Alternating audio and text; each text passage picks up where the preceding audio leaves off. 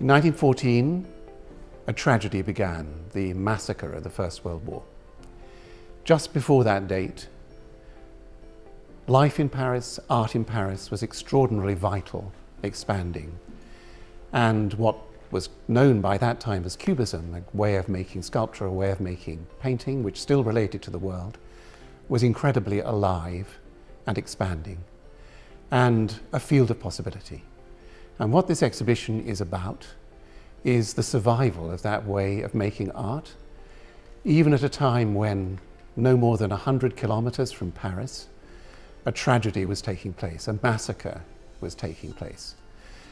These artists, the artists who were left in Paris, mostly not French, because the French who had been making art before 1914 were called up, those artists were in a sense making this way of making art survive, still have life, still be capable of renewal right the way through the 1914-18 war and afterwards, so that it would have a future in a way.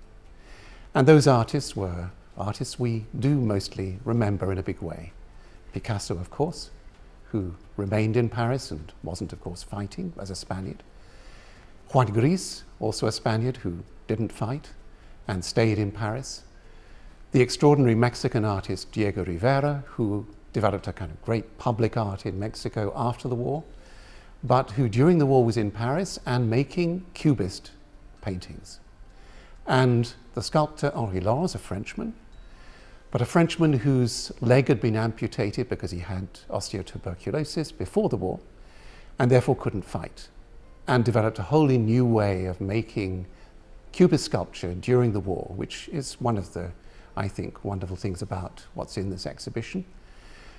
And then, who can I remember besides, but of course, Henri Matisse. And Matisse and Cubism is not, they're not two words which normally go together.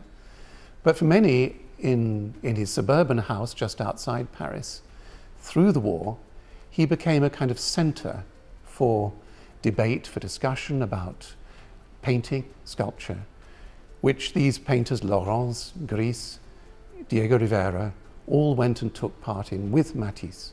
So Matisse's work during the war does relate very much to what the Cubists were doing and how Cubism as a way of working survived through that period.